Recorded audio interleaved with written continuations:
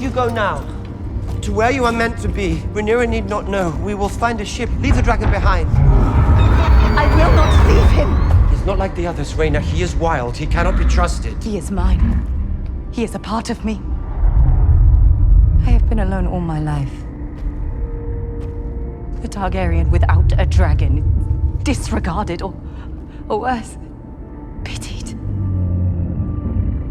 Can you yourself say you ever gave me more than a passing thought? Rhaena the unfortunate. Rhaena the least among your children. Come back with me then to King's Landing. No. We will speak to her together. We will tell her it was a mistake. How can I ever stand before her again after what I have done?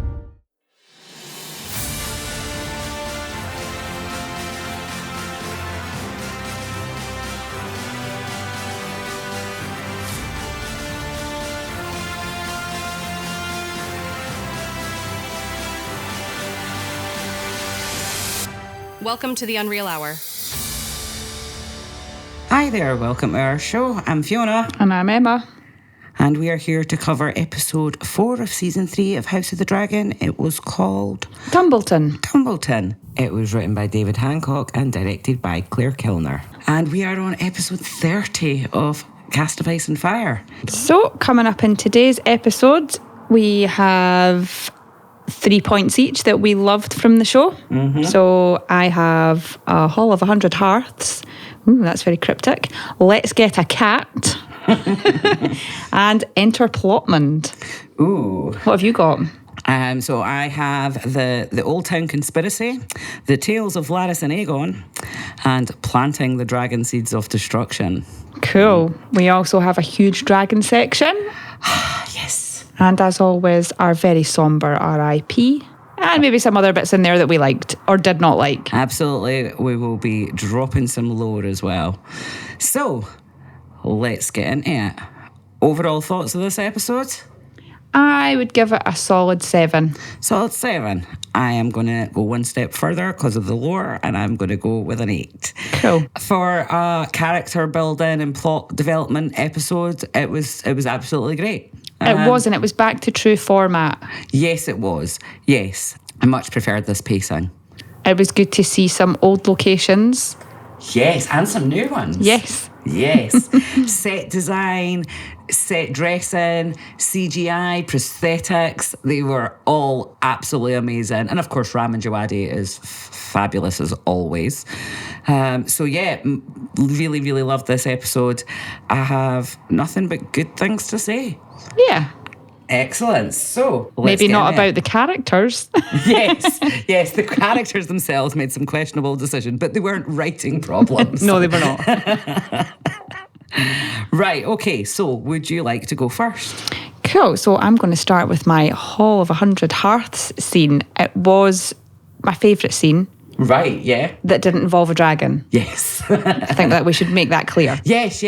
We picked our 3 points, but that was trying to save things for the dragon section. Yeah. So the dragon section is really our favourite part. But we'll get to that. So yeah, go for it. Hall of 100 Hearths, what you got? So this scene is where Kristen Cole and Gwen Hightower walk into a totally deserted Hall of 100 Hearths at Harrenhal. The scale's just insane. And the lore behind these, they're like pillars, but they're like statues. Mm-hmm. And they are meant to be the old Ironborn kings of House Hoare. So they're the guys who originally built Harrenhal out of chopped down sacred weirwood trees, not cool guys. Mm-hmm. So the whole place is basically built on bad karma. Oh yeah, because the Riverlanders that they were using to build out were all kind of enslaved as well. Yeah, I mean, Aegon the Conqueror was kind of a liberator when he. Yeah, it wasn't just about conquering; that was liberating the Riverlands. Yeah. So what we can see on these pillars, statues, is they look like they're completely melting into the floor. Yeah. So it's a brilliant visual of sort of the layers of all the bad stuff that's happened to Harrenhal. So the bottom of these statues / pillars, whatever they are, they're kind of twisted and melted from when the first Aegon came and wrecked the place with Balerion. Mm-hmm. And then after that, now, which is 100 and so years after, they're covered in soot. from Vhagar. Yeah. Coming back and, well, not coming back, but coming and having her go at the place. Yes, Which yes. is so Nana cool. did a number on the place. Like, She really did. And in my notes here, it's got because Aemond threw a massive tantrum with Vhagar. yes. Well, like I said the other week when this happened, that Nana was just getting out her repressed anger because Balerion got to go there himself the first time. Yeah. And she's like, I wanted to melt a castle. So it's an incredibly eerie reminder that no matter who tries to conquer Harrenhal, the dragons always end up turning it into a graveyard.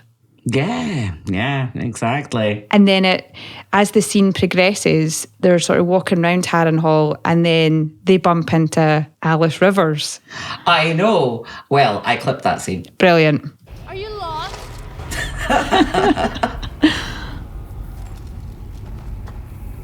Where is the castellan? Slain. He who succeeds him, then. Slain. And the one who succeeds him as well. And who are you? A steward of a sort. It's the best you can do at the moment. This is the hand of the king. We seek the Prince Aemond. As I'm sure do many. He was meant to meet us here. If you know where he is, I'd advise you to be forthcoming. She's so sarcastic, it's brilliant. Uh-huh. He was here. He seized the castle after Prince Daemon abandoned it, but when he learned that Rhaenyra took King's Landing, he and his dragon When fled. Rhaenyra took King's Landing. Oh, his Oh, wee face Gwen. here. Oh my. Oh, you didn't know. She is so creepy. I love it so much. It's her face. It was so fake shock. You know, when someone's like, act surprised, like I'm not supposed to tell you, and it's like, oh, you didn't know? And they believe her. I know. Oh, boys. It was a very cool scene. Very, very spooky, and they're so dumb. Oh dear. I love the bit with Gwaine when he's like, we have none of this, we have none of that, we're on our own. We've got them exactly where we want them.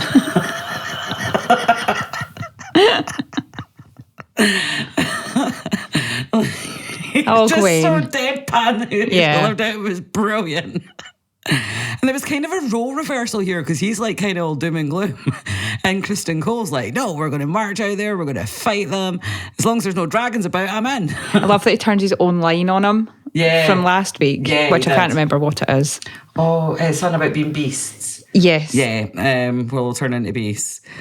In all honesty, it's like it feels like a positive turn, but actually I think it's like a new level of his PTSD where he's like actually lost all hope and he's like, we're all going to die anyway, might as well be glorious. Yeah, let's die as men, fighting men. No dragons involved. Yeah. Let me do my thing when my blaze of glory without the blaze. Minus the blaze, please. But yeah, great scene. It's actually like the first. I've had dialogue since that first scene in the tent. I think that was episode 1. And then it was like, to Harrenhal in the Yeah. next episode. Gee And then willikers. they weren't in last week's episode. So yeah, it was nice to see a bit of dialogue from Kristen Cole that wasn't like, the world is ending, we're all going to die. It was more like, we're all going to die, let's do it fighting. Gee willikers. To the Batmobile. He's like Fallout Boy in my head from The Simpsons. Hey, so did you have any more thoughts on that scene at all? No, that's my wrap up for that scene. Okay, so let's talk about the Tales of Larys and Aegon, as I am now calling it, because it's just so Duncan Egg, duo on the road vibes. Yep. Taking whatever work we can get. Even Oh my God, the bit where the guy says to him, he calls him What's he calls him? It's a melted face. Yeah, I have that here in my notes. So he's talking about Tom Tangleton, who is total book canon person. We'll get into that. Tangleton and Mangleface. And Mangleface, that's exactly it, yes. That was quite hilarious. And he said, don't mix the buckets up. Urine for the tanners and feces for the farmers, is it? Yeah. And he's like, don't mix the buckets up. And Aegon's face is just like, oh, you fucking arsehole, I hate you.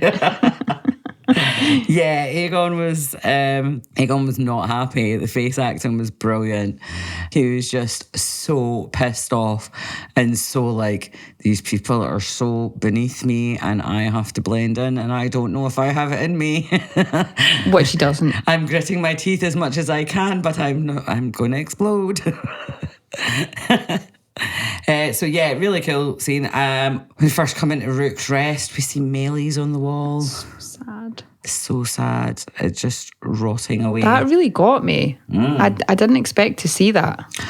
I did, but because someone mentioned it on something I watched later on in the week, it was something from the promo, and I had missed it in the promo. So I wasn't expecting it, and then I heard someone else say that body on the walls. Oh, they were trying to say that it was Sunfire. It was like a wee short that I watched or something saying this body on the walls is Sunfire, and I'm like, that no, dragon's it's red. not. I was like, if there's a body on the walls, it's melees. It's got to be melees. So again, me shouting at shorts. Why do people lie on shorts? Why are there lots of people that just go out there and they just put fake lore out there? Drives me nuts. Maybe they're using AI. Anytime I try to talk lore with AI, I end up arguing with it. So that makes sense. It's totally futile. You're like, you're wrong, man. I'll fucking just do this myself. For sure. So, Tom Tangleton, the lanky dude that was on urine, I think. Is that he was on urine? I think he was, yeah. Right, so Tom's a character that comes into the story later on, so it's quite interesting to get. I'm not going to get too much into it because that might be spoilery, so I'm not going to say what Tom's part in the plot is. Oh, maybe it's going to be Aegon's pal for a wee bit then. Because it looks like they're going to have to work together. If Aegon wants to stay alive, he's going to have to go and do the jobby duty. Yes. So he has no option here. Yes. It's perform the task or die. Well, wait a minute, I'll send my notes So here. maybe what he does is, because Tom is quite a meek character, maybe Aegon manipulates him into doing his job too. That sounds plausible. That tracks. I could totally get on board with that storyline. So not to get into it too much because don't want to give away for future spoilers, but keep an eye on Tom. Tom definitely has a part to play in the story. But anyway, yeah, what you were saying about shoveling shit for a while and stuff. Larys says to Aegon, I think he said tomorrow, there's a Bravosi cog leaving from Duskendale tomorrow. Oh no, I think he said a couple of days. Did he say a couple of days? I think he said a couple of days. Okay, I have a clip here of this scene. I think it's in this one that he says it, so that should clear that up. That's good. There's a Bravosi cog sailing from Duskendale in a few days. A few days. A few days, there we go. Fresh horses. I'm the fucking king. If they knew I walked among Even were you to be believed, Rhaenyra sits the throne. Yeah. And you have no dragon. She did us a favour by declaring you dead. I'm dead? I'm dead. Slain by your brother Ormund. Is that what they say? Fucking kill him. Fucking kill her at the same time. There's much to be learned from the chatter in this camp. Anonymity is a boon for us. It will ensure that your eventual resurrection becomes the stuff of song and legend. Larys is taking on a big task here in trying to get Aegon to be something he's never been. Larys has always been, for want of a better term, on the back foot. And he's had to learn how to be sneaky and watch what's going on and use his mind instead of his body. Yeah. So trying to teach Aegon to do that when Aegon has done nothing but use his mouth and has had things land in his lap his whole life. Do this, do that, told when to be here, and rebelled against it. Including the crown. And nothing's ever happened to him, really, because he's rebelled against it, because he's just a big spoiled baby. Yeah. So he now, raped a girl, he got a slap in the face for his mother. Yeah. Boo-hoo. Yeah, Larys is taking on a huge task. Yes, it is huge. However, he's doing quite well. His patience is off the charts. I saw an interview with Tumbleton, Carney and Matthew Needham.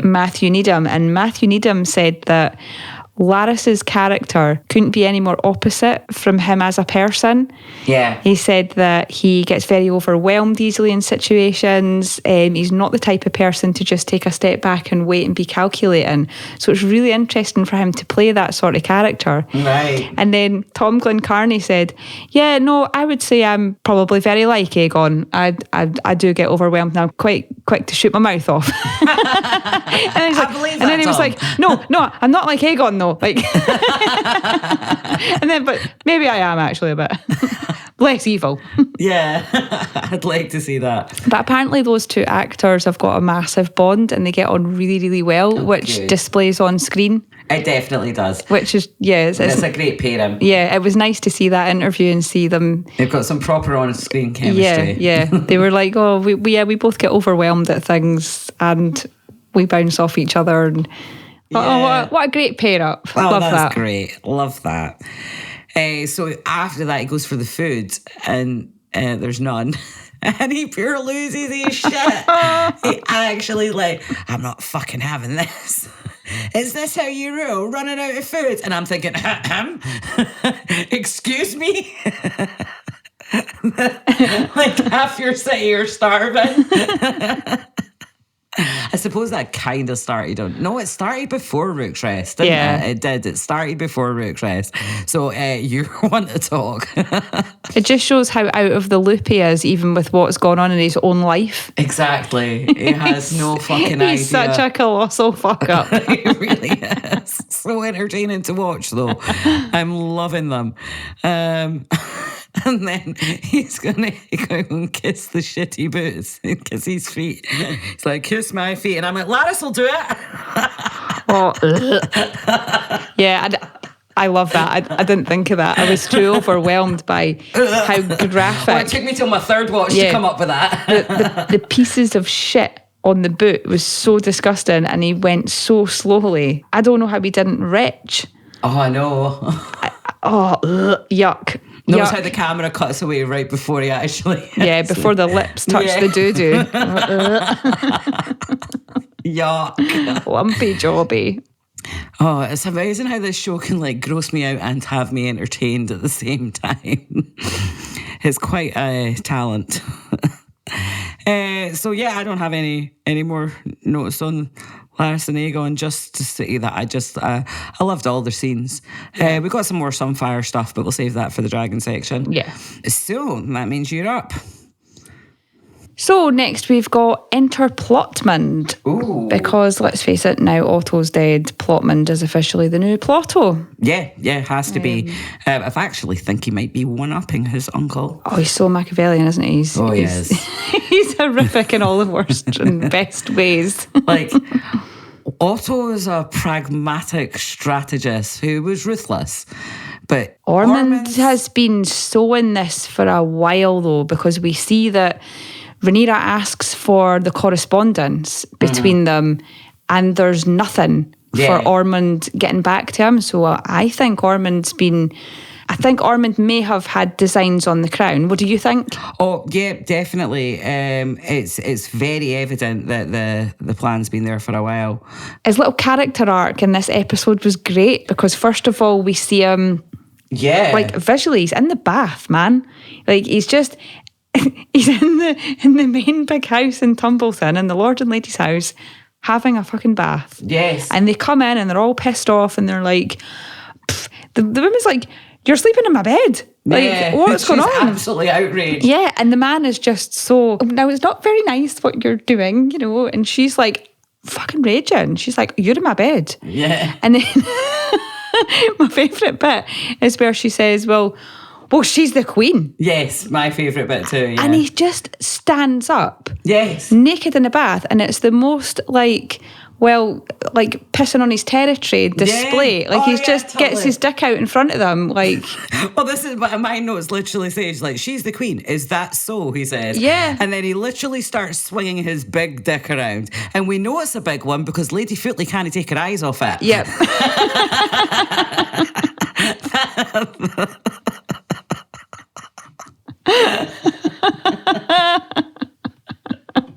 True story. That's so true.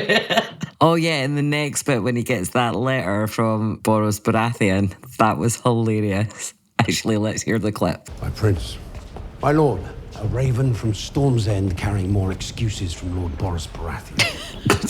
Oh dear. More excuses, love it.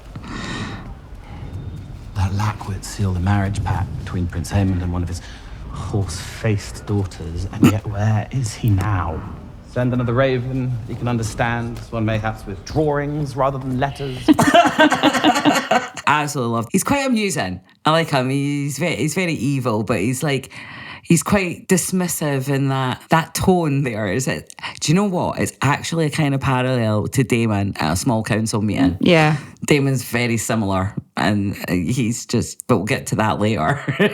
But I was going to say, no help at those meetings. I feel like Daemon's less evil, but I need to bear in mind, Daemon murdered his wife Yeah.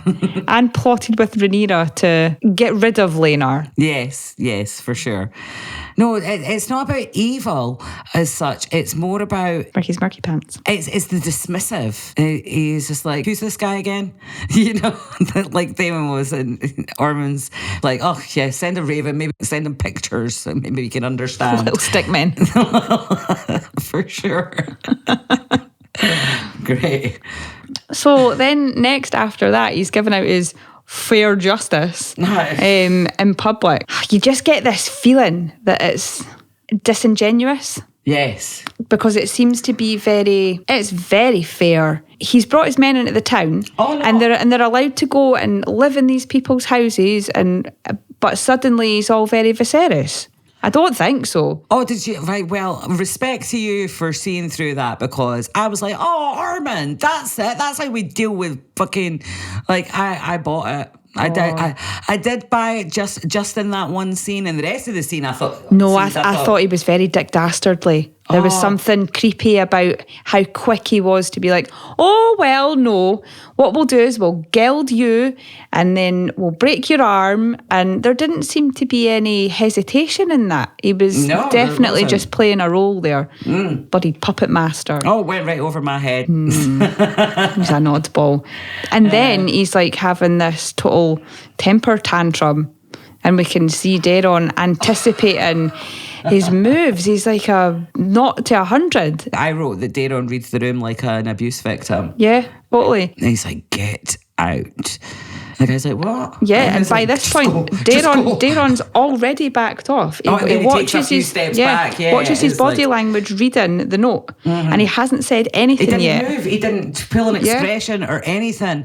And Daemon still knew, like, he's about to blow. Yeah, he's going to lose his shit. Yeah. There was an earlier scene as well in the first scene when whoever we second in command comes in and says if we don't have Aemond, we're screwed. If we don't have Aemond and Vhagar, we're screwed. And Daemon looks terrified, and Ormond goes over and he's like, gives him a little pat, and he's like, it's all right, nephew. Trying to be like comforting, but there was something off about it. You could see another part there when he's talking about Gwen. And Daeron's like, the look on his face, like, is Gwen coming? Yeah. Like, it's like Gwen is his safe place. Yeah, because like last season when we saw Gwen talking to Alicent about Daemon, Gwen, you could see the fondness in his... It's very interesting as well when Rhaenyra and Rhaenyra's sort of questioning, so what's Ormond like? Well, what's he like with Daemon? Fatherly. as far as I've been told. But she did say that Gawain thought he was cruel, but Gawain thinks most people are cruel, sort of thing. Like, oh, Gawain's a bit of a drama queen, he's a bit soft. He's not, he's very perceptive and he's kind, and we like Gawain. Well, yeah, and I'm thinking Daemon seems to come across as somebody that's like, he's retained his empathy, his morality, despite being raised by Ormund, who is clearly diabolical. And so I'm thinking maybe it's Gawain that's that influence in his life. Yeah. I mean, sadly, I don't think they'll ever be reunited, but it's nice that they've had each other. It's mad though how Ormond goes full circle.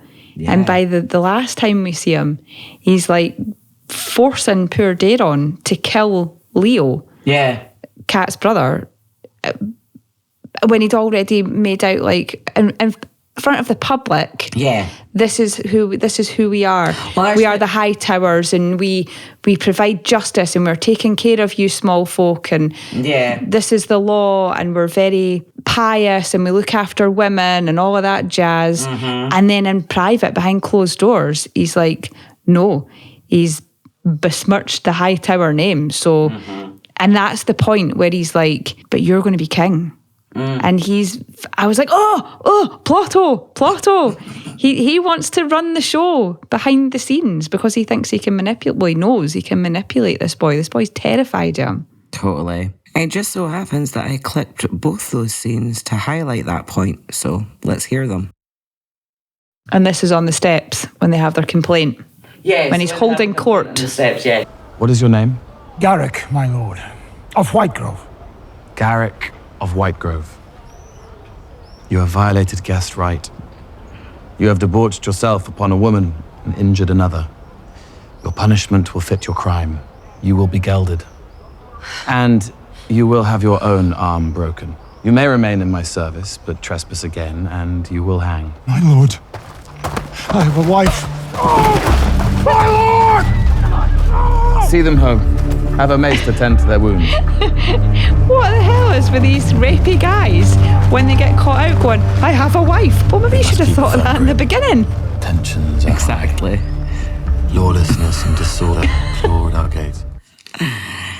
Yeah, because Jasper as well, he was just like, tell my wife. Tell my wife. Well, you know, tell your wife what? You're getting your willy out at the wrong time. Sure, she'll love to hear that. Yeah. Tell my wife it's over. Tell my wife I'm coming for my horse. Fuck you and your horse. For sure. So then, yeah, in this final scene, it's a complete contrast from earlier on when, you know, he's like, you violated guest right, blah, blah, blah. But then, so it's like in public is one thing, but then behind closed doors, it's a teachable moment. It's kind of despicable, really. Let's hear it.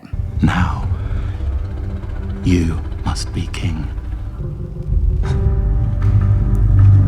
Daeron's wee face here. He's like, what? You would not wish, surely, for me to turn cloak against my brothers. You will restore our ancient order. Victory will be ours. It is the will of the gods. I thought you let him go. A righteous king must demonstrate he upholds many virtues. He's sounding like a zealot. Wisdom. Yeah, complete, Justice. total zealot. He only acted when our man attacked a woman. He laid hands on a Hightower. That soldier is an extension of you, of the crown. Justice of me. must be done. Is not mercy a kingly virtue? That sounds like something your father would say.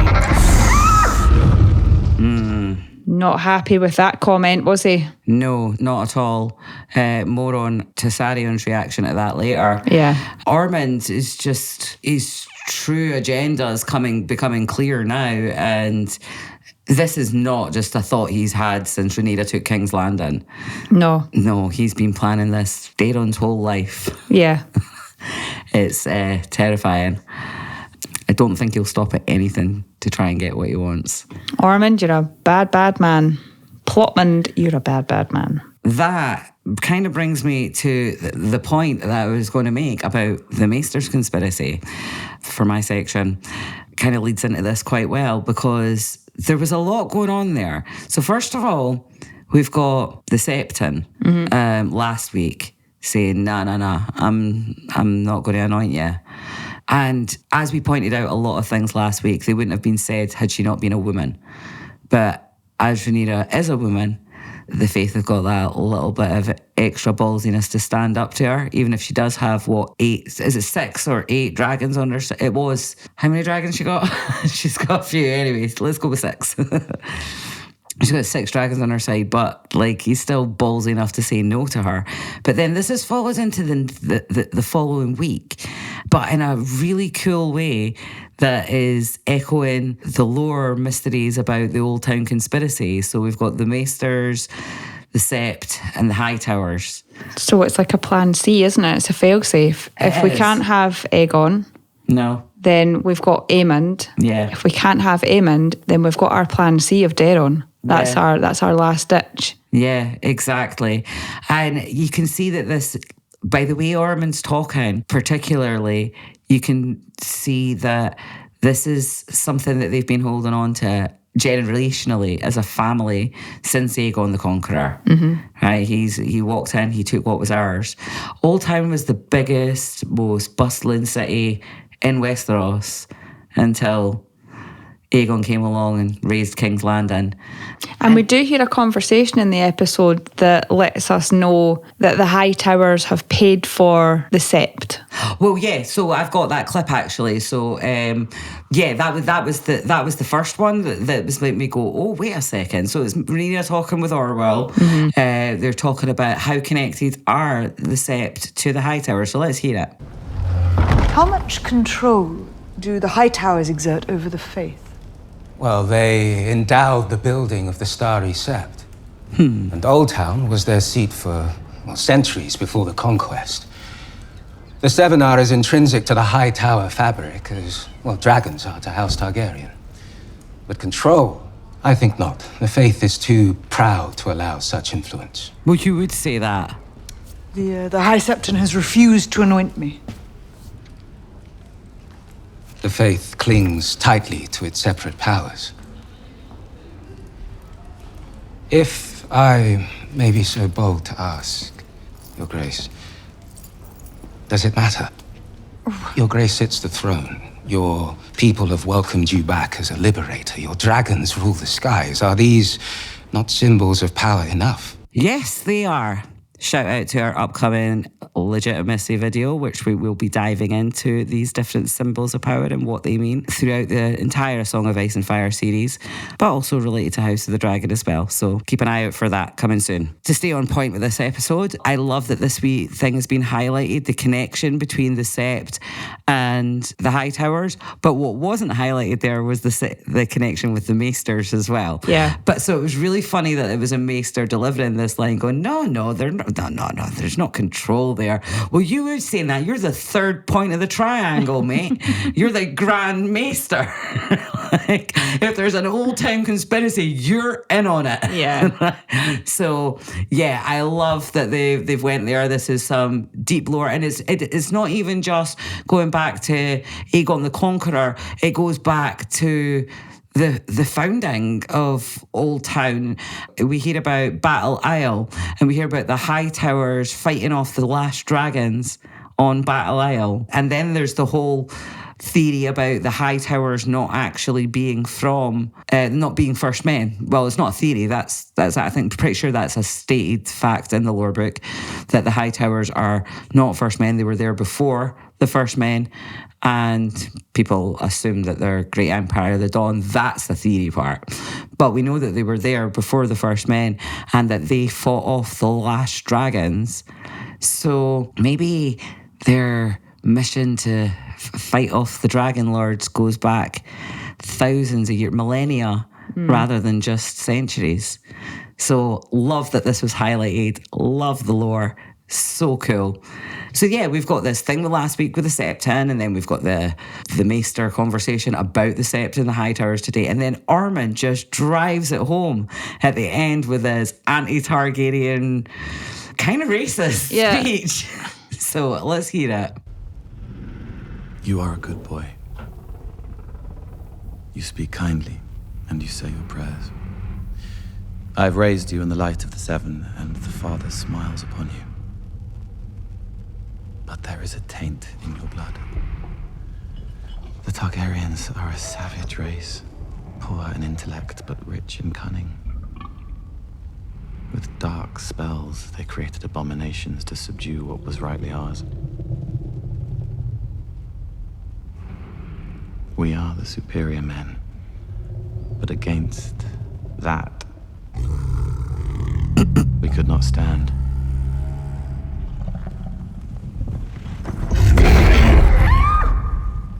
Yep, Tessarion thinks you're a cunt. Mm-hmm. The gods have put you to divine purpose, my boy. What purpose, sire? The brutes raise a woman to the Iron Throne. A desecration. Where is reason? Where is propriety? It was a blessing that you came to ward in Oldtown. Your brothers are lost, but you remain a Hightower, raised in the shadow of the citadel, in the light of the starry sept. See? There it is. There it is. Mm-hmm. That's your triangle. Now, you must The Oldtown Conspiracy is real, man. Well, actually, this is an adaptation. This is not confirmed canon at this point, but I want it to be. I want to take it as canon confirmed. I'd say it's pretty good. It's very good. It's good that they went there. It's good that they've taken that bit of deep lore and pulled it onto screen for us in just a few lines. And it might go over a lot of people's head, but it's there for the book fans. Yeah. And yay, thank you. I love that for us. There was a few moments in this episode that was yay for the book fans. Yes, there was. And they have given us those throughout the show. And even last season, there was a few. There was a good few. Yeah, no, this one made me happy. This one made me go, yay! We get to go deep lore. We get to go ancient history. Love it. Prehistory even. Love it. So good. Right, that means we're back to you. Cool. Well, it's a bit of a lighter scene. I have called it Let's Get a Cat. I love this so much. It's really good. I like the build up to the scene where Rhaenyra has said, well, she's at the table. Where's the hand? Oh yeah. And then we end up at a scene where we have Corlys and Alan together, and he's like, "Well, you're the hand. You're not supposed to be going back, like not fighting Corlys the triarchy." And Corlys is like, "I am so done with that woman. I'm so pissed off at her. I can't give you legitimacy, but what I can give you is an opportunity to go and make your own way. So you go and be the hand in my stead without being the hand. Because if she wants to play that card that you're not getting the name, but you just have to crack on, well, let's let my son crack on then. See what you think of that." And he has such faith in him because he knows he's a good guy with good suggestions, and he just has to do what his father did. He believes in him that he will be just like him and find his own way from nothing. Yeah. So that was really cool. But the scene itself, again, love the Lego. The Lego is everything. I love it. But I think what really makes the scene special is for the first time that Alan gives her advice. He does.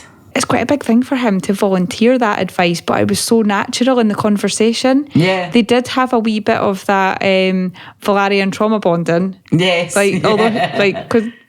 that was cool. Rhaenyra kind of brought that up about fathers and how you can really love them and really hate them all in the same breath. Yeah. And they have that sort of moment. Shall we hear that clip? Yes, let's do that. Lord Corlys has ridden out by the Dragon Gate to hunt the Triarchy raiders that plague our trade. How very unlike him.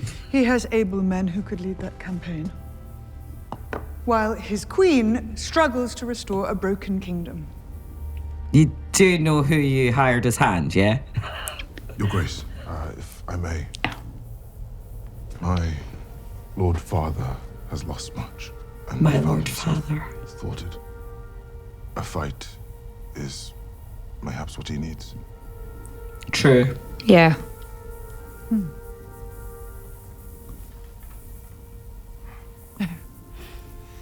My father's life's work. Recreation of the seat of Old Valyria. A reminder to him, I think, that even great dynasties fall. The crown should never rest easy on his head. There were those who whispered that my father was weak, but seeing through his eyes, I can only marvel at how he kept it all in balance for so long. Fathers have a maddening capacity to at once inspire and incense. Don't you think? Gods, they are incessant! And thanks to Aegon, all the rat catchers are dead. On board ship, we kept cats. I love the look exchanged there. Yes. And it's she really seems to appreciate that he's given like practical logic. Yeah. And they both sort of look at each other in a almost like comedic way. Yeah. Like it was one of the lighter parts of the episode. Why didn't I think of it sooner? Yeah. It like punches through the doom and gloom. It does. It does. But yeah, he's quietly confident, isn't he? Yes. Yeah, he is. And Rhaenyra gets that. And he's the first person since she's been on the throne that's given her some real practical advice without having a hidden agenda. And I think she really is perceptive in that moment. Yes. You know what else I liked about it? Yeah, I liked that, I think it was a couple of weeks ago, maybe it was last week, we were talking about Rhaenyra and Alicent. In fact, I think it might have been last week. And you said you would have liked to have seen a scene with those two talking about their fathers. Yeah. And I was like, well, we didn't get that, but we got this. Yeah. Yeah. And I'll take that. Yeah, so we got a wee reflection on fathers there as well. So that was cool. But yeah, overall, love the scene, and I love the cat thing. I think it's great that we're getting the cats. I do love that. I loved that she was such a sister and went, oh, if Aegon hadn't hung all the rat catchers, it's such my brother's fault. Yeah. This minor inconvenience is my brother's fault. He's such a pain in the arse. Not in a kindly sister way, but it was just, it did make light within a dark situation. Yes, it did. But it was also very cool to have that Lego set there. Yes. No body. No. I think it might come. Do you still think it's coming? I'm starting to think no. I don't know. I just thought that would be the room if they were going to find it. And we've seen the skull now as well. We know what the skull is, so it's not that. I don't know. I mean, they did do this in the books, but it was just like it was like the date. They didn't ring the bells for a week after he died, because they were too busy plotting. But it's been in like maybe a month or so now. Has it been a month? What is the timeline here? Right, so marching to Harrenhal is a couple of weeks. Kristen Cole's been there and back again and back up there again. When was Rook's Rest? Well, they came back from Rook's Rest was episode 4, and they came back from Rook's Rest, so that'd be a couple of weeks back, and then a couple of weeks back out again, and then there was some camping waiting for Aemond who never showed up. So maybe a month? A month to 6 weeks. A month to 6 weeks, yeah. Rook's Rest or Viserys dying? Rook's Rest. And between Viserys dying and Rook's Rest, I would say... What, like a fortnight, something like that? Yeah, 2-3 weeks. There's still room for it. I'm not discounting it. No, it would be a bit longer than that, actually, when you think about... Because Kristen Cole went there and he didn't just go straight to Rook's Rest. And he didn't go straight away either. The weird bit for me... Because he stopped at like 3 different castles and took him. Is 2 months. Aegon's burns healing. Yeah. For me, that's the weird bit. Now, he had a broken leg and he had all those burns. Yeah. So, logically... That's got to be about 6 to 8 weeks. At least for before the leg to heal. Yeah. The burns, I'm not that up on how long burns take to heal, but I think given the scarring on his face, that's surely got to be 6 months. I don't think we're 6 months in timeline-wise, but that would make sense to what we're seeing. No, I think I'm going to settle on 3. I feel like it'd be more sticky. Yeah, it would be more sticky. Absolutely. But yeah, I think if we settled on 3, I don't think we'd be that far out, give or take. So if she does ever find him, and they do run with that, she's going to have to... He's not going to have a crown on. No. So it'll have to be his clothing that she discerns as him, because she's wearing it. She's got his crown, yeah. So how's she going to know that it's him? Yeah. They might have to drop it. They might have to drop it because of the way they've done the timeline and bits of that. But it would be really cool if they ran with her paranoia and then sort of did it back to front, that's the straw that broke the camel's back. Yeah. She finds the body and she absolutely loses all semblance of normality. Yeah. Because we definitely do see a scene with her breaking down with this, well, we thought was maybe Viserys, but now I think it's... Is it that she finds out about Rhaena? I mean, I don't know, it could be a number of things. I'm picturing a moment with Rhaenyra with that skull alone, getting out all the things that she wanted to confront the rider of Sheepstealer about. That's what I'm thinking. So, I don't have any more on my Let's Get a Cat. What are we moving on to next?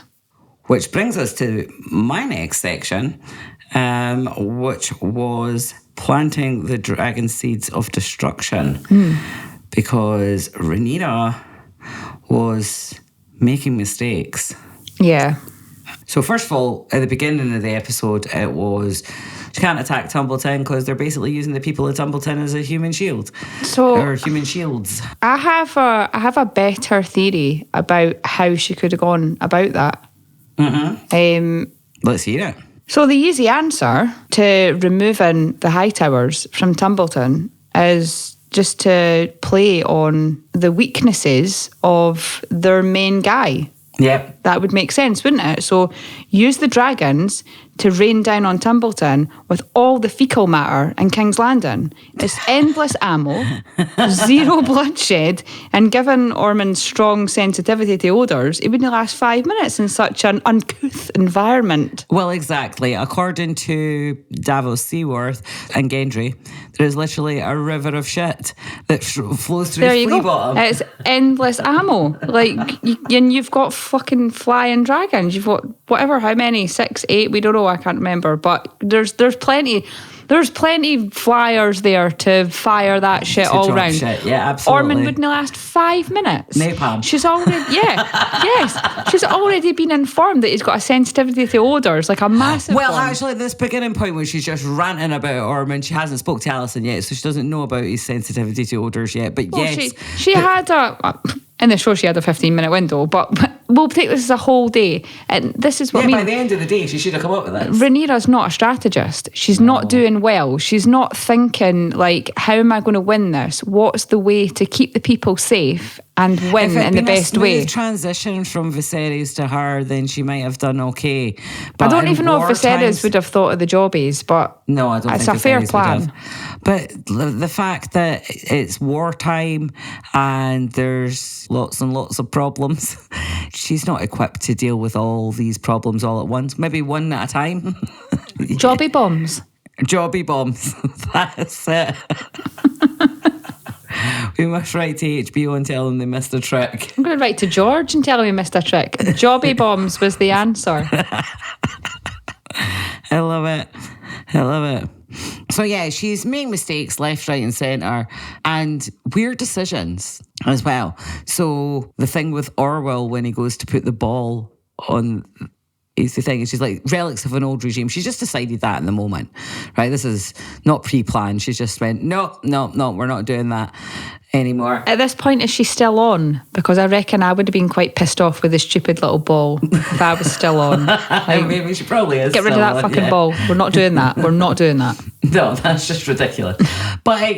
But again, I kind of like it because it's like we know that they don't have those later on. Yeah. That we know of. When they brought this in at the beginning of the House of the Dragon, it was like, oh, this is interesting. We've never seen this before. This is cool. I wonder when they do it away with that. Well, and now we know. Now we know. Right, so. Out with the jobby bombs. So again, she goes to speak to Alison, like we said, and Alison tells her about his sensitivities. But there's also like this moment. 1 minute she's interrogating her, and the next minute she's kind of asking her personal questions. Was it hard for you to send your son away? I kind of liked Alicent's answer though, and she's talking about I just wanted one kid to be a Hightower. Like, while I'm not on board with the Hightowers. No, but it did make me question show canon.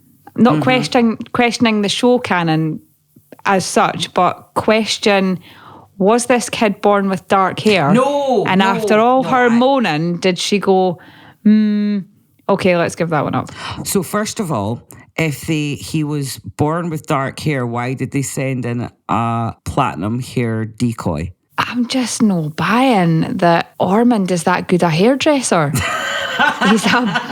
He's a basket case. I know that. No, I've met some narcissistic hairdressers in my time, but no like that. Hairdressers are generally nice. But I think there's definitely some hair dye thing going on here. I wouldn't put it past Ormund to be doing that to Daemon, making him dye his hair, because weird that they hadn't carried on any knowledge that they had of the hair dyeing process by the time we get to Egg. No, Egg just went for the clean shave it all off. Although that was Daemon. Yeah. It's another Daemon. Yeah. It is a Daemon. Yes, the dreamer. Yeah, Daemon the dreamer. Yeah, I'm getting confused with my timelines here. So yeah, Daemon kind of made him shave it off. I mean, he wasn't the sharpest tool in the drawer, was Daemon. No, but you think he might have had a dream about some hairdressing knowledge that the previous Daemon had been through. Yeah, maybe. I mean, the hair dye thing in that world is not uncommon. We hear about it a lot. We've got young Griff and Griff in the main story, i.e. John Connington and Aegon the Sixth / Fagon, both dye their hair blue. Sansa dyes her hair at the Eyrie when she goes undercover as Elaine Stone. Clearly Rhaena doesn't have the tools because she's just using soot. Yes, she is definitely colouring her hair with soot. There is no other explanation. She went for the chop. Tone. Yes. I'm wondering if Sheepstealer just burned it off. Because it wasn't like the tidiest chop. Ormond, you've got competitions. It did look a little singed. Sheepstealer's a new hairdresser in town, Ormond. But yeah, I'm going to go out on a limb here, and I am calling it, my opinion on the matter is that Daemon is actually a blonde. And Ormond is making him dye his hair colour to be less Targaryen and more Hightower. But we shall see. We'll see. We shall see. But it makes sense that, Daemon is described as platinum blonde in the official canon. And also Alicent is also blonde in the official canon. Actually, Alicent's hair colour is never mentioned in the original canon, but every Hightower that we've had a description of is she's blonde in the pictures. Lots of people have explained her with blonde hair because of that, for that reason. Because every Hightower we've ever had a description of is blonde. We've got Allery Hightower, she's like silver blonde, but is it grey? Right? Is it grey, but is it silver? And it's long, right? And she's got really long hair, and it's that silvery colour right to the end. So it's not like she just started going grey in her later years. Her whole hair is this colour, so she's described like that. And then we've got, I can't remember her first name, but it's Jorah Mormont's wife, Lynesse Hightower. Right. And he describes her as looking a lot like Dany. So again, we've got that Targaryen look. They've always been described with this Targaryen look. Whereas, Alicent's never actually given a hair colour in the book, and the show have went with this darker hair to distinguish her from the Targaryens, I suppose. But no, I don't think Daemon has taken after his mother. I think he has been forced to die. Otherwise, why make the decoy blonde? That's true.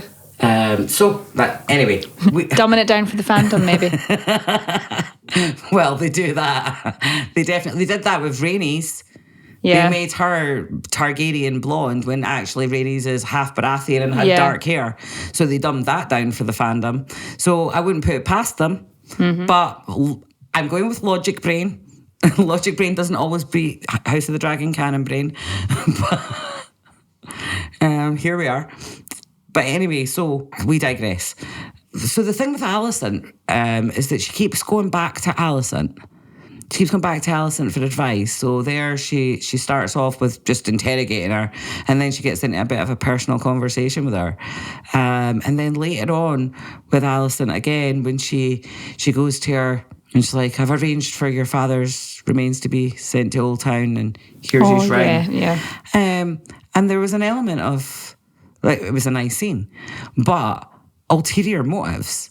She's just making excuses to go and speak to Alicent. And she's like, she knows Alicent's well pissed off with her, so she's like subconsciously trying to like make it up to her in a weird way. And she keeps relying on Alicent, and this is such a bad move. It is such a bad move for her to do this, because if anybody finds out that, you know, Alicent's feeding her this information, one, it weakens her rule to, you know, have taken over and then still be going to the Queen Mother of the Hightower rule for advice. And secondly, it doesn't look great for Alicent either. You know, if Alicent ever does leave the Red Keep and people know that she's been feeding Rhaenyra information, she's fucked with the Hightowers as well. So it's not a great move for either of them, to be honest with you. But here we are. They keep giving us these scenes, and it's just not a good idea for Rhaenyra. But is this bad writing, or is this bad character choices? Who knows? We will find out in time, or not. Yeah. Is it, well, it's not bad writing. Is it contrived writing? Like forcing scenes with Alicent and Rhaenyra. But it kind of niggles me, and I'm not sure if it niggles me from a plot point of view or a writing point of view. So like you say, time will tell. Yeah. It's contrived. It's like they are forcing dialogue with Alicent and Rhaenyra because they bounce off each other really well. And they want more scenes with Alicent and Rhaenyra. But I don't know if they're just maybe forcing them at this stage. Anyway, so there's lots happened with Rhaenyra. There's so much. She's not great with the Dragonseeds. No, she's kind of rude. She's and rude dismissive. to Hugh. Very rude to Hugh when, like, she's so dismissive. Like, yes, Hugh, when we've got some lodgings for you and your wife, you'll be called for. Not nice. And then Hugh comes to her with actually quite a good plan. And he's like, actually, I'll do that watch better than anybody. That one went better than the Ulf chat. The Ulf one was very, very awkward, though. I thought Ulf maybe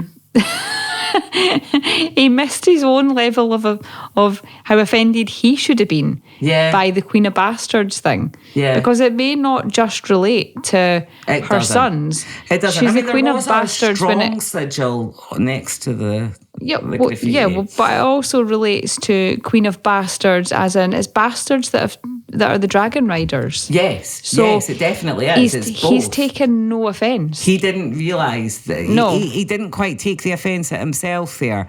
But I actually thought it was really clever of him. She's missed a trick, because she could have said, instead of being so wrapped up in her own, they're talking about my sons again, they're talking about my dead sons, if she had been more Plotto about it and more manipulative, she could have really got him on board there, saying, those people are saying bad things about you. Like, I'm here for you. I'm your queen. We've got this, dude. Like, we need to stick together. Yeah, we're a team. She's very dismissive of them, and she's like, right, you can go now. And then she speaks to about getting Luther Largent in on it. I mean, not that we've ever been one side or the other here. Nobody's ever been Team Black in this podcast. But totally you know, now it seems to be that she's an effete snob, isn't she? Yeah, she is. She has been very snobby. Yeah. And it was the same last week with Alan and Adam. Yeah. And she's like, oh, well, people mix with the lowborn from time to time. It doesn't make them any less stout of heart. And I was like, fuck off, you elitist bitch.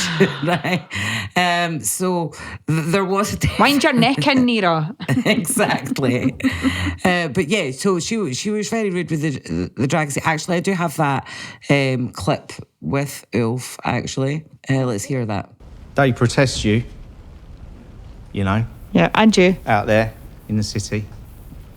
I've seen vile words painted on walls. They say, Queen of Bastards. The work, I'm sure, of some of your misguided subjects who mistakenly believe their queen to be unkind. See, that was clever. Your Grace. Yeah. No, that was a very, very clever way of pointing out to her that she needs to connect with the small folk more. And the way she's speaking to him was just shit. And actually, do you know what? If he was... She has got a point about him, like, maybe getting stabbed by a Hightower in a tavern somewhere. Yeah. But also, she's not recognising that he has a connection to the small folk. And that maybe she could use that in some way, right? But, so again, bad decision from Rhaenyra, just dismissing him. With Hugh too, but particularly with Ulf the Dragon Lord. Did love his He's the people's tavern princess at this point, isn't he? Oh, that's brilliant. It's so true. I love it. Drinks for everyone. The realm's delight, Yar Ulf. Ulf Targaryen. Oh, my son, they were taking the piss out of you a few weeks ago. Yeah, but I did love that he came in there. He was just like, well, I'd like a wee hoose and no taxes for my pal because I owe him money. He didn't say that, but you got that vibe. Yeah. And this other dude, he's got a few wee crimes that he just needs a wee pardon for. Know the time, pal. Know the time. But funny. Loved the scene. It was really funny. But the whole scene is just not... Rhaenyra, you are planting the seeds of your destruction here with your being rude and dismissive to these people, because these people are your team. Mm-hmm. They are Team Black. And they literally have bigger dragons than you. Yeah, and at this point, the only people you're making friends with are the cats. Yeah. Oh, shout out to Sir Pounce in the future. Oh, yeah. Tom and Baratheon's wee cat, who is a descendant of one of the cats that are released into the... Or some of these cats. I'm sure there was lots of cat incest going on as well. So yeah, she then sends them out saying, clean the graffiti and find those responsible. Well, that didn't end well, did it? Nope. And she... Come on, it's the Gold Cloaks. And it was a total callback to episode 1 Gold Cloaks. Yeah. Where they were just out there just fucking hauling people off the street, out of their homes, battering them without evidence. It was just, it was ruthless. And it actually came on the back of this scene where Rhaenyra had said about the money that Daemon had brought back from the Vale, and she said, right, the money's going to the small folk, you can deal with the Gold Cloaks, keep them happy for a while, we'll honour the debt. And right after that, the next scene, literally the next scene or the scene after that, we see the Gold Cloaks totally ravaging the people. Yeah. And I'm like, oh, has Daemon got a hand in that? Because Daemon's pissed off because he's not getting his way. Because we know that Daemon has that level of power over the Gold Cloaks. Is Daemon having a tantrum? Or are the Gold Cloaks having a tantrum? Because they're not getting paid. Or is that just what happens when you send the Gold Cloaks out to find who's responsible? I thought that's just the Gold Cloaks. That was my first thought. Then I started thinking about it later on, going, has Daemon done that? Is Luther Largent just pissed off? But anyway, we'll find out. Or we won't. But yeah, it didn't go well, did it? It's very much what you, as a manager, as a bad manager, leave your staff to do with very little instruction. Yeah. If you just leave your workforce with the most minor of instruction, they'll just carry it out in their own way.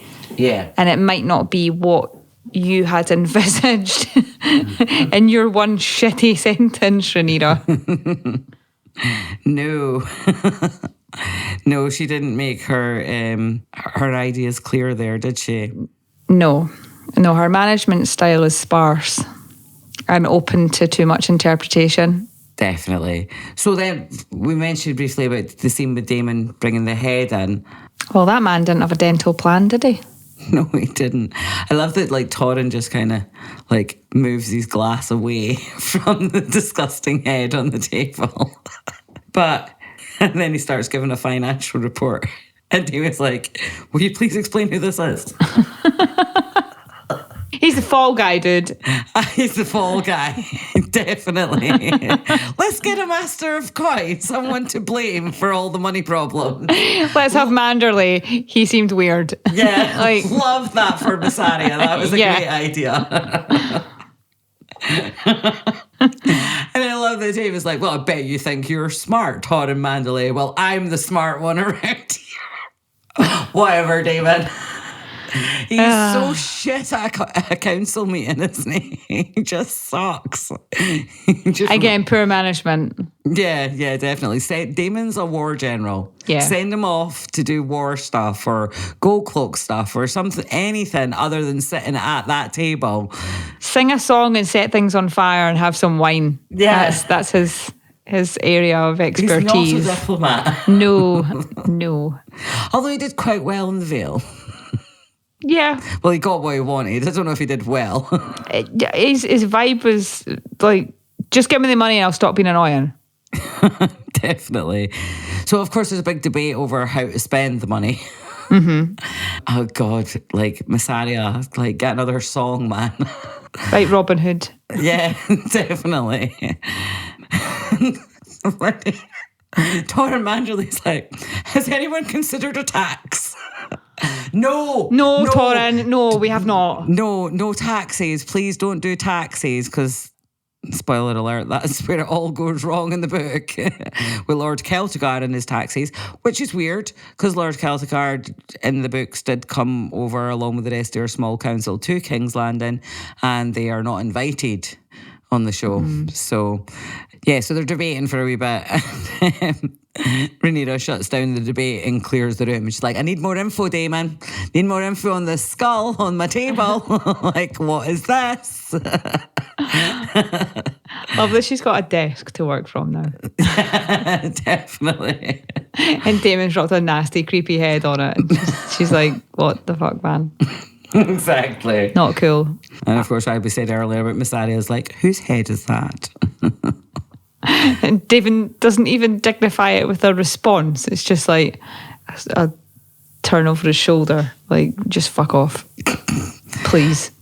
Yeah, but she was like whining about the fact, it's like, I wanted to see him. I wanted to look upon the one who killed my son. And he's like, to punish him yourself, do you think that would end your grief?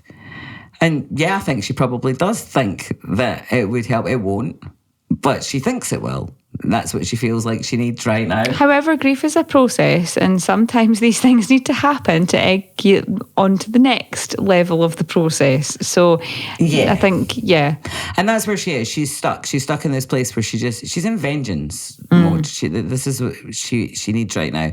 She's just Ormund, Aemond, Sheepstealer. Sheepstealer's anonymous rider. These are her targets. This is the focus of her rage. And the point is that they were having an important conversation there, and because her emotions were taking over her, and fair enough, she has just lost her son, and this is the person that she believes is responsible for the death of her son. So it's understandable that these emotions would be taking over her, but they are getting in the way of what is important right now in the kingdom, which is the distribution of this money.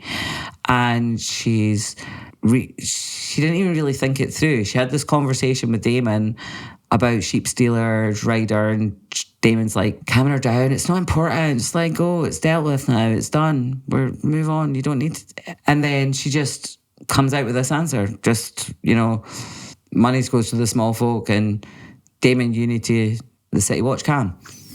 There was no thought that went into that. Again, she's leaning very heavily on Mysaria as well. Like this whole small folk that Mysaria is doing. Rhaenyra seems to be following her advice quite a lot. And while I'm not saying that Mysaria's advice is bad advice, it's very tunnel vision. There are more important things. And sometimes Daemon is right. Sometimes actually what's kind of important is paying your soldiers. She's already had a... Has anyone considered splitting the pot? Can we maybe give the gold cloaks half their money and feed the small folk who have already had a food drive? Yeah, can we maybe I don't know, I would be a terrible queen, but I feel like there's $5,000 to the gold cloaks, $5,000 to the small folk. I feel like I'm doing better than Rhaenyra today. Like half the money, send the jobby bombs. You're already having a better day than Rhaenyra. Yeah, and I'd be a rubbish queen. So here we are. Any more notes on that? I mean, there's just a general air of kind of just gently sowing the seeds. And I think that's what jarred me with last week's episode. It was like the change in Rhaenyra and the mistakes of Rhaenyra, they were whacking us over the head with a sledgehammer with it. Yeah. Whereas this week I felt it was much more subtle. Because we got to see other people. And obvious, but also subtle. Sorry, you were saying? Sorry. Because we got to see other people. Yeah, exactly. Rhaenyra's downfall is like starting to feel like it will be earned. Mm-hmm. And I was concerned with the rapidness of Rhaenyra's incompetence last week that we were going to have another Dany situation, like another season 8 Dany thing where there was something they were building to and they didn't build to it, they just flew straight into it. Yeah. And people couldn't handle it because it was so jarring. I know because it was shit, but also jarring.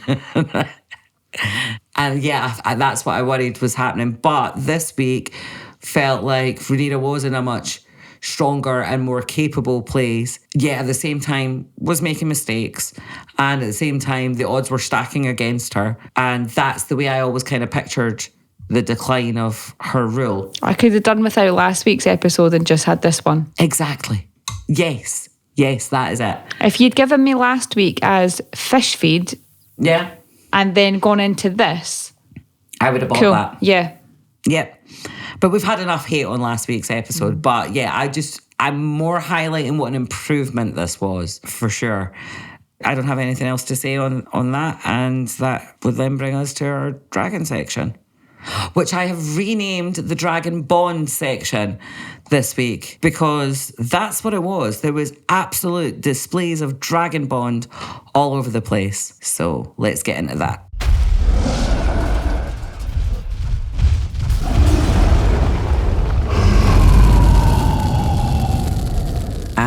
What a packed dragon section we have this week. This was great stuff. So first of all, Dragonbond. This was great. There was just so much Dragonbond. Tessarion and Daemon, Aegon and Sunfire, Daemon and Caraxes, Sheepstealer and Rhaena. Yeah. The protectiveness of these dragons, it was all over the place. Let's start with Daemon and Caraxes. Yes. First of all, Caraxes on the bridge at first when they landed in the Eyrie. Very, very cool shot. Yep. Love that. And I loved the scene with Lady Jane. It was really cool. Her and her werewood throne. And they've recreated the whole Eyrie, the moon door, just the whole setup. It was nice to be back there. And it was. Do you know, weirdly, back in Game of Thrones, I never thought, ooh, I want that. But this time I was like, ooh, I want her chair. Yeah. I don't remember the chair very much when I was watching Game of Thrones, but that werewood chair. No, that's because she was like breastfeeding her kid. I think that. Yeah, that was distracting from the chair, I suppose. Yeah, that makes sense. That explains why I never noticed the chair. Cool. Yes. And Lady Jane herself was... She's such a beauty, isn't she? Yeah, and she's so there's a presence. She's owning it. She's flying the flag for the women. She is, but the Afghan hounds were a bit off. Really, off continent. I thought you would have liked the Afghans. I did. They're gorgeous dogs, but I was like, what? I don't get it. I thought they were very her. I would have accepted Irish wolfhounds before Afghan hounds. Oh, wolfhounds would have been good. Yeah. They're not as pretty. No, they're not as pretty. But they're such lovely dogs, and they're so well behaved. Yes. Yeah. Yes, I love Siobhan McSweeney with her Afghan wolfhounds on Irish Traitors. Yes. The Afghan wolfhounds? Irish wolfhounds. Her Irish wolfhounds on... Afghan wolfhounds. We're not really dog walkers, we're a pair of fucking charlatans. Afghan wolfhounds. Oh my God, what is that? I want to see an Afghan wolfhound. I want one. Can we have one of them?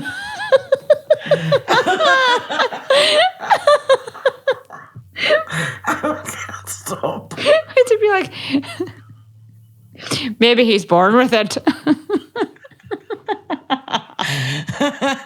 Oh dear.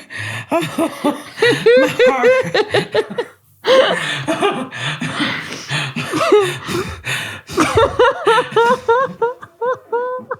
It wasn't even that funny. As if you picture one. Oh yeah.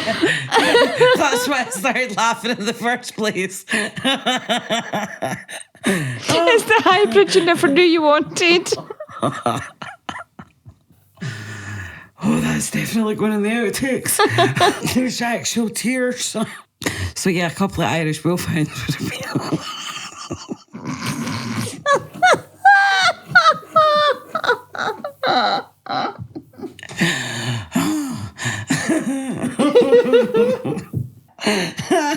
Oh, it hurts.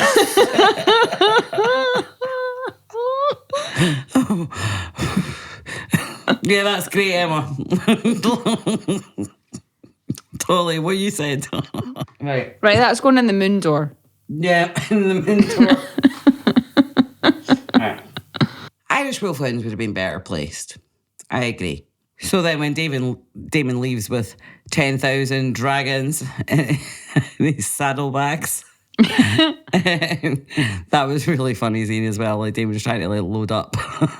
Caraxes like, we need to go, man. We need to go.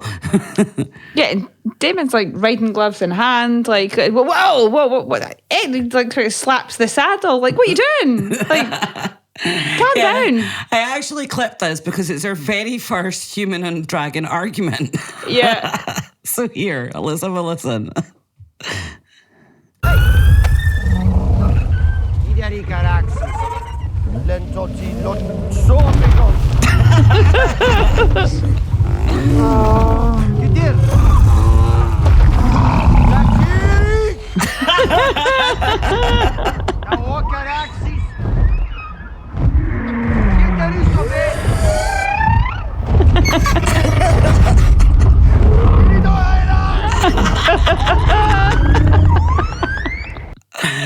That is so good. Our very first human and dragon argument. I would just like to say, Zaldrias Buzdari Xosdor. A dragon is not a slave. Yes. That theme was just so prominent with all the best dragon bits of this episode and so clear in this moment. Caraxes is like, no, mate, you want to go the wrong way. It's this way. This is the way we need to go. I don't know if Caraxes was sensing Rhaena, smelling Rhaena, or just Sheepstealer. I think it was Rhaena. You think? Yeah. Because of that Dragonbond connection, because it's someone that has a place in Daemon's heart, so therefore Caraxes' heart. I think the dragons need to be given more credit for how smart they are. That, no, wait a minute, we need to go check this out. I can smell Rhaena and I can smell another dragon. Yeah. We need to go look at this. Yeah, that's interesting. I like that take. Daemon, Rhaena's stuck in the well. Okay, to me. That was a vibe. I do love the shots of Caraxes, and we get to see the back legs and wing situation thing when going on. Caraxes flies, it's always so awkward and cool. It's awesome. I love watching Caraxes fly above all the other dragons. There's nothing graceful. No, but at the same time, it's very graceful because it's slithery, it's slinky, and yet so ungraceful. Yeah. Too many limbs, dude. Too many limbs.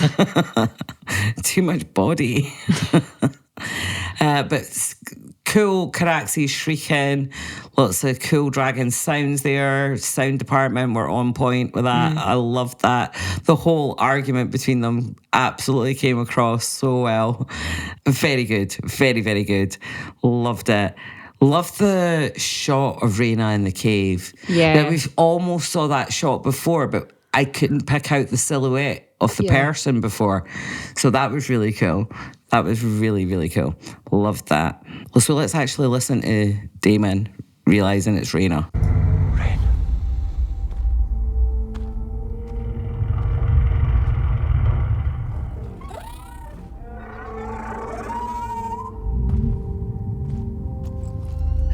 tense. I love the whole dragon convo that's going on. Lakiri? Lakiri? Yeah, calm those dragons down, man. They're getting rowdy. Again, Dragonbond. They're just... What have you done to yourself? I got a new hairdo, Dad. What'd you think? Didn't he go to Ormund? I fed him sheep. He kind of fed you sheep. It's very nettles, isn't it? Yeah. Jace is dead.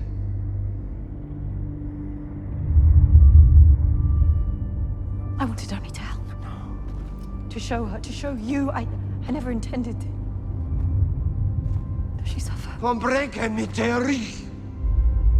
No subtitles for that line. Rhaenyra knows you are here. I'm taking that as no shit. Yeah. They are well attended. They will be safe. You swore to be their guardian. And do what? Teach them to be ladies of the realm. Well, I would be of no use there. Just as I was of no use here. Daemon in that scene is like so Not Daemon. Yeah, it's so fatherly. It's like, no, what we're gonna do. He's like, you're my kid, I've got to help you. You can hear it all. Yeah. It's so not Daemon. Yeah. Loved every second of it though. Great scene. And then, of course, she gives her big speech about exiling herself, etc. And then Sheepstealer comes charging out the cave and Daemon's ducking. and Caraxes is like shouting after Sheepstealer. And Daemon's like, shh. Caraxes actually shuts up. I love that he shushed the dragon. Yeah. It was so great. Couldn't get him to fly in the right direction, but managed to shush him. True. Very true. I think Caraxes needed to see what it was that was the pool. Yeah. And then went, okay. Yeah, definitely. Just an ugly dragon. Oh, shit, Sheepstealer. Oh, God, it's actually Rhaena. Oh, okay, I'll shush. Yeah. It's just like, shut up. I need to think. And then, of course, she sees the goat herd below, which was very sinister. He just knew what was coming next. And It's a shiter being a lonely goat herd, isn't it? High on the hill was a lonely goat herd. You don't be doing that anymore. No, for sure. So, did you have any other thoughts on the dragon? The dragon, because that was my MVP dragon. Yep, Caraxes totally stole the dragon section. Okay, so next we have Aegon and Sunfire, which was very interesting. So Aegon's hugging Sunfire was cute. So this is a shot from the promo. And this is not a reuniting of Aegon and Sunfire as I had thought, but I still haven't given up hope. No, I haven't either. I think this is just the beginning. The Sunfire's back, bitches. It's like, what was the term? Is brumation or something. It's a state that reptiles can go into, it's particularly snakes when they're, I think that's that pops up in the chat and something. Been there myself. I'm just going to lie here and feel shite until I feel better. Yeah, exactly. It's like a sort of coma state. Yeah. So that's what I think's going on here with Sunfire. And I also want to throw out some lore here and say waking dragons from stone. See what I did there? That's cool. Yep. See what I did there? I like that. I like that for Aegon. I like that for Sunfire. Such a heartfelt moment. Oh, yeah. The love. Even I was going, come on, Sunfire, give him a sign. Yeah, just anything. He didn't need a sign, did he? He was like... No, he didn't. Come on there, my boy, you're in there. Let's hear that clip, actually. Oh, cool. He's alive. Johnny 5! I believe you, Aegon. I believe you. I know it. He's alive. He must be. He is. He must be. There, Gregor. I'm here. Let us trouble these good folk no further. He's simple. Simple. She must. What's he saying? Sunfire, come back to me. I know you're alive. We must tarry no longer. The danger is great. I am very sorry. But you must accept what is before you. Wake up. You wanted to see him. You've seen him. He's dead. No. Will you stay and rot with him? Will you get up and live? He looks very rotted. He does. In the initial shot, when you see the whole dragon. Yeah, but his then face is burnt off. Yeah, when you see Aegon giving him a cuddle, there's something a bit more. He's not quite dead about that shot. I agree. His scales are still like they could be reanimated. I believe it. There's a vibe. Yeah. There's definitely a vibe and might be hope. And that bond's there. The bond is there completely. And he knew he's alive. He is alive. I believe that with all my heart. Yeah, I believe that. Yeah. And it's going to be absolutely awesome. Also, we've seen from promo stuff, there's a scene of Aegon sneaking in to what looks like it might be there at night. So that's a point, actually. Let's talk about that. These absolute vultures that are like charging for the dragon show. The bit where the guy's like, he had two hands on. Larys is just like, fucking hell, right, fine. Here you go. No bother, here you go. The creepy little dude that's like getting closer and closer. And then he's also in the shot again when it's the designation of jobs, shall we say, at Rook's Rest. Oh, I didn't He's notice also the same dude that's kind of getting closer and getting closer. I'm like, who is this little creepy guy? I feel like he knows something. Maybe he's seen Sunfire have a wee move or I don't know. Maybe he's got some sort of vibe, or he's just a nosy wee bastard that... Or an extra that's making too much of a show of themselves. Yeah.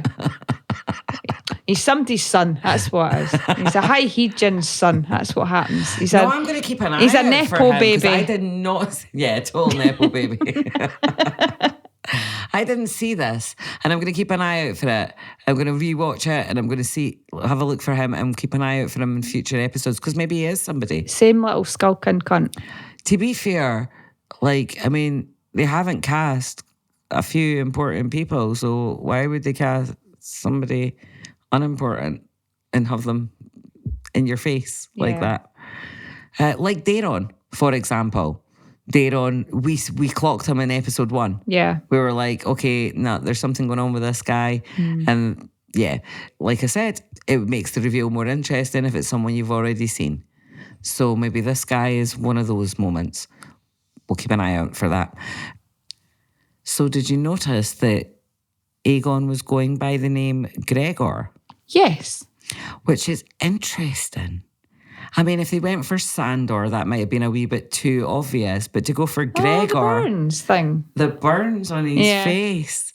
I'm thinking it's a subtle nod to... Nog? No, let's not laugh for 20 minutes now because I said something wrong. Okay. I'm thinking it's a subtle nod to the Clegane brothers. So, yeah. I don't know if that's a real thing or just something I'm seeing, but Gregor, I mean, Sandor would have been a bit too on the nose, wouldn't it? But Gregor gives that nod with the burnt faces. I like that. Oh, that's pretty cool. If they did that, then I'm on board with that. And if I just saw it for myself, then yeah, I've got a great brain. Yay! Come live here. It's awesome. Right. So Sarien does not like Ormund. No. We established that earlier. That was very clear. But Daemon and Targaryen seem to have a lovely bond. Yeah, they do. And Daemon's... However forbidden it is. They're like Romeo and Juliet. Yeah, Daemon's clearly an abused kid. Targaryen is chained up and also in a very... What's the word? Words, bitch, words.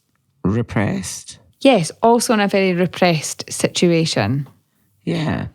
She's just a bit more vocal than Daemon is when it comes to it. I genuinely thought she was going to blow his balls off. Oh, I know.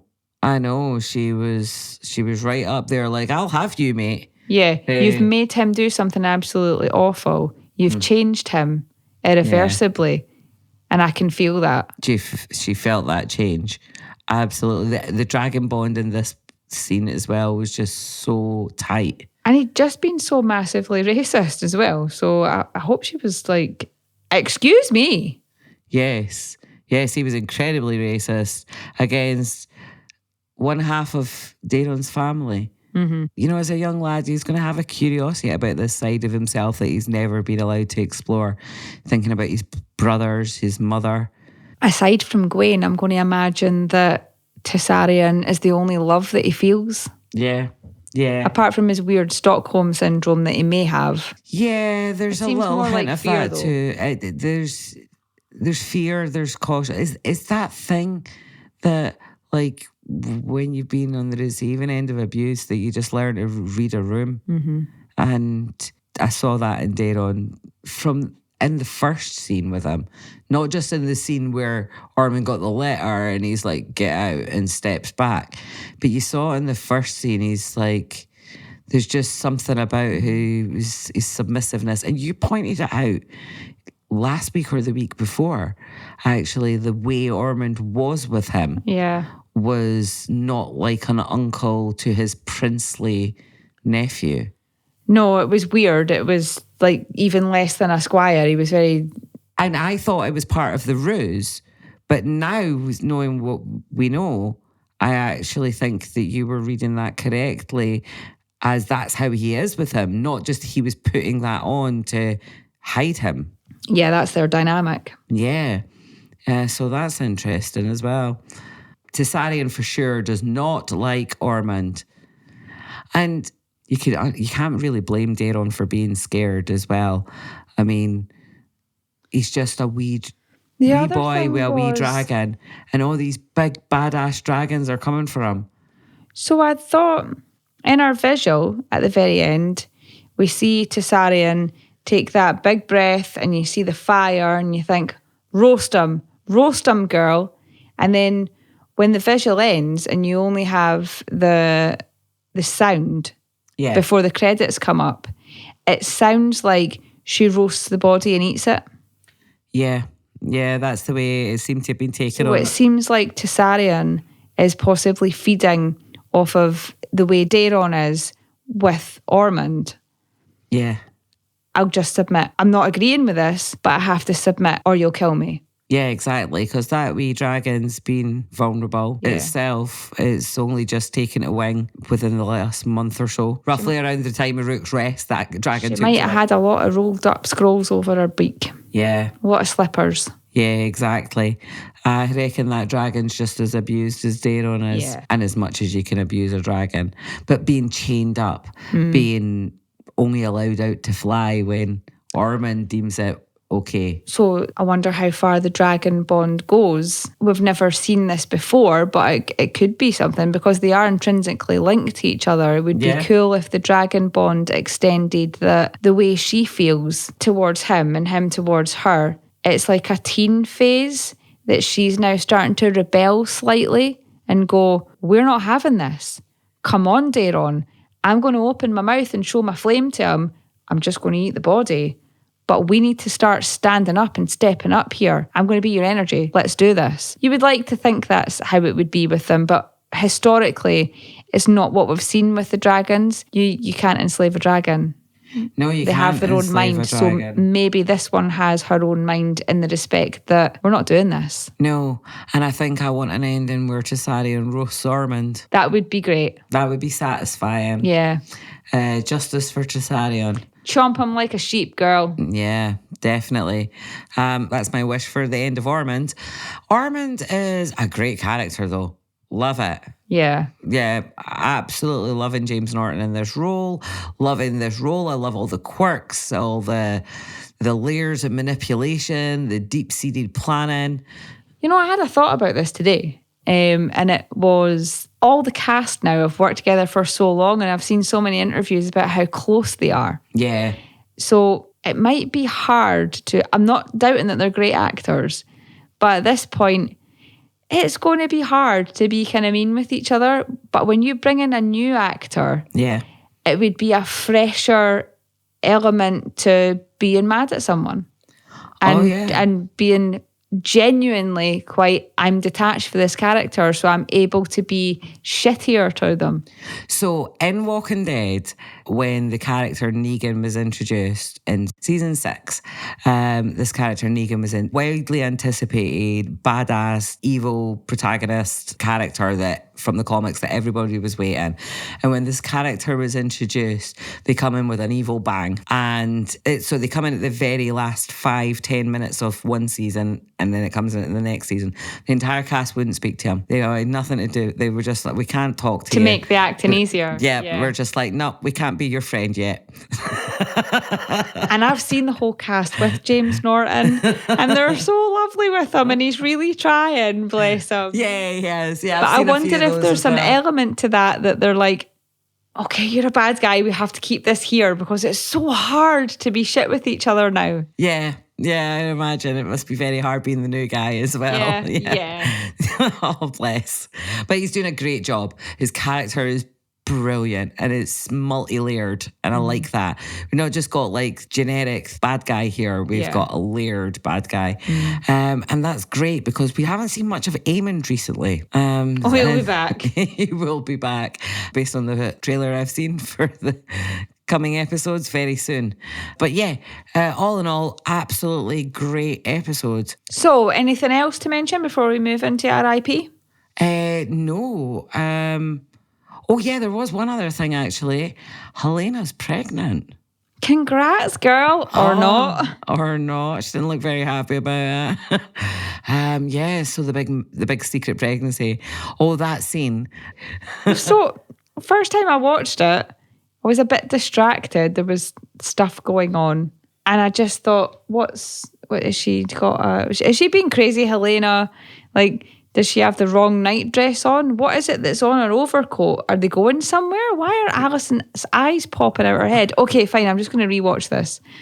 Rewatched it and immediately got it. I was like, oh, dude, she's pregnant. Oh my God. Are they doing the mail order thing? Oh my God. So many things went through my head. I was like, oh shit. So how are they going to do it? Because he can't be 2 at the time. Oh my God. What are they going to do? Are they going to rip Helena apart? What's going to happen? Oh my God. This is awesome. It's kind of awful. Oh, I know. There's so many thoughts that go with this. There's so many ways this could go.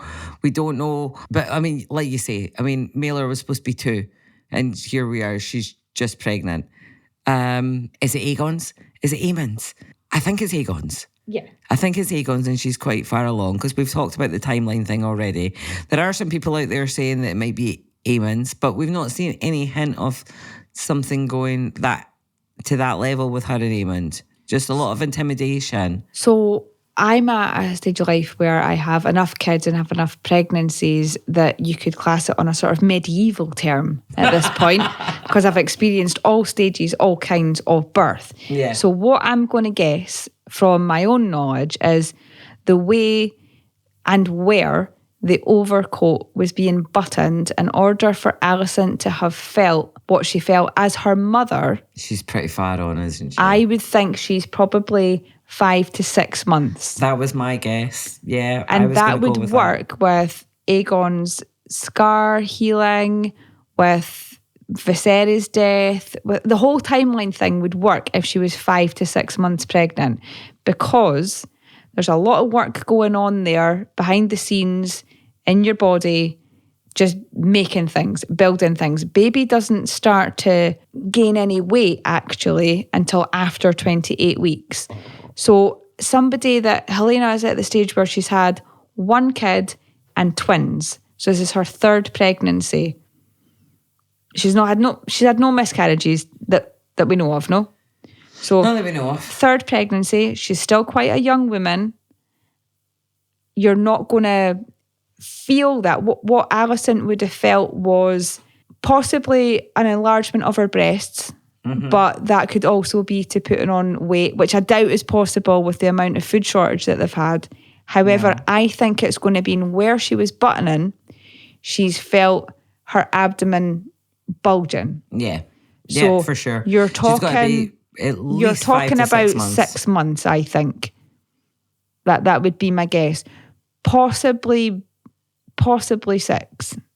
I'm leaning more towards 6 because I think at 5, you're sort of in that ambiguous state as maybe she's just put on weight. 5, you're 20 weeks. Yeah. So 6, you're 24 weeks.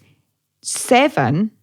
For sure. 7, that's when baby then has finished all their development and you really start gaining weight and having a bump. When you're a young woman that just bounces back and is quite... I wouldn't say she would be emaciated through lack of food because of given her station. No. So I'm going to go for 6 months. Yeah. That's probably where she is. I would say so too. And I think she's known for longer than 6 months, and that may be where in previous episodes we've seen that sort of wild confidence from her that we haven't had before because she has a secret. Yeah. And she's like, this is what needs to happen. I'm going to be blunt here because this is what we've got from her the last 2 episodes. I'm going to be blunt here. Yeah. Yeah, she has been a lot like that. Yeah. Except when she was on the wall with the guards, like, I won't have any dragons harmed. No, I won't have any beasts harmed. Yeah. Bless her. Yeah. She was trying. I'm going for 6 months. Yeah, I would say 6 months, but I mean, in fact, I don't know, more, because we've seen her... 6 to 7, she's not going to be any more than 7 because beyond 28 weeks, you're in your 3rd trimester and baby's really starting to put on weight then. So I'm just thinking about the plot and the fact that we've seen what seems to be her giving birth in the trailer. Well, let's go for 7. That's our... 7's a safe zone where the... Yeah. 7 because there's every chance she could give birth at 8 months due to stress. Yeah, that's kind of where I was going with that. So absolutely, could be anything from 5 to 7 or 8 months, but yeah, we'll see what happens. We'll see. I mean, that could be a late miscarriage, midterm miscarriages where there still has to be some sort of element of labour. So the baby might sort of survive. It might come early and not survive, or it could be a full-term baby that does survive. So we'll find out. But she definitely seems to be giving birth. Yeah. So I think we'll get an answers on whether there's a baby at the end of this birth scene. So, okay, so yeah, I think that pretty much covers everything. Now it's time for R.I.P. First of all, in this evening's R.I.P., we have the poor roasted shepherd head. We have no name for this gentleman. I'm sure he was very good to his sheep. He had no dental plan. A man who spent his life herding goats, only to spend his death herding Targaryen lies. May he find a pasture in the afterlife devoid of princes, dragons, and the looming threat of becoming a grisly paperweight.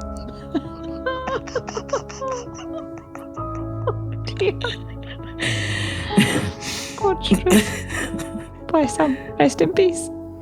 A tragic conclusion for someone who surely just wanted to finish his day without being used as a prop in a royal cover-up. Rest in peace. Rest in peace. Rest in peace also to Leo. He was the brother of Kat, husband to Marna, father to 2 children. It's very sad. Do you know what I mean? Is that all you had? Yeah. Okay, I've got it. A man who proved that sometimes, even when you're in your own home, you're still in the wrong place at the wrong time.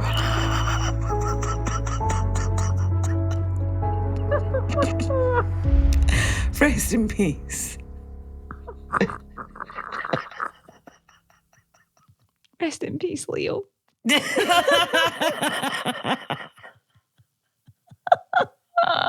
Hey, you come back as an Afghan wolfhound. Okay, I was going to put the Afghan wolfhound thing in the outtakes, but now I might have to leave it in. Fine, you can cut it. That was good though. Oh dear. I did stick Garrick of Whitegrove's ball sack in the R.I.P. and then I felt he didn't deserve it because he was a rapey bastard. His ball sack. But I'm not quite sure what gelding involves. Is it just the sack or is it the whole thing? I think it's the whole thing. Yeah, is he just smooth after that? Like a Ken doll. I have a wife. Should have thought about that. I think she might be pleased that you've been gelded, you terrible human. No, I would.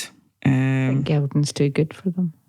Here we are. 7.7 it got on IMDb. Oh well, it was in the middle of what we thought. Ah, is it? Did you know? Yeah, I did know that.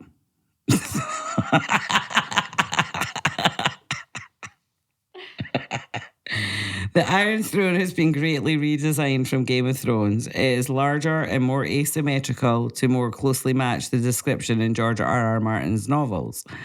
Although it is nowhere near that big, the throne in the books is a 40-foot immovable asymmetrical behemoth that made from 1,000 swords welded together, with the seat 20 feet above the ground, only accessible by a flight of stairs. The person sitting on it addresses the people below from 40 feet away. Yeah, we knew that. We did. These are general show stuff. Season 1, no fun facts on IMDb. So, I mean, that pretty much wraps us up. I think this was a much better episode. I'm sticking with my 8. I'm happy with the 8. There was lots I loved about it. There was lots of lore stuff, and it made me much happier than it did last week. It is very late, and I am very, very tipsy, so I am going to call it there. I'm sure Emma will agree. Absolutely. So let's wrap this up. If you want to get in touch, head over to theunrealhour.com. You'll find all our episodes and social media links there. Give us a like, follow, or subscribe. You can also leave us a voice message. We might even feature it on the show. Or just email us at talk@theunrealhour.com. And don't forget to check out our YouTube channel. We've got new videos coming soon. And check out our recent videos too. And if you love what we're doing, you can support the show at patreon.com/theunrealhour for ad-free episodes, early access and exclusive content. Or buy us a coffee at buymeacoffee.com/theunrealhour. Every little bit helps to keep the show running. Thanks for listening. Until next time, keep it unreal.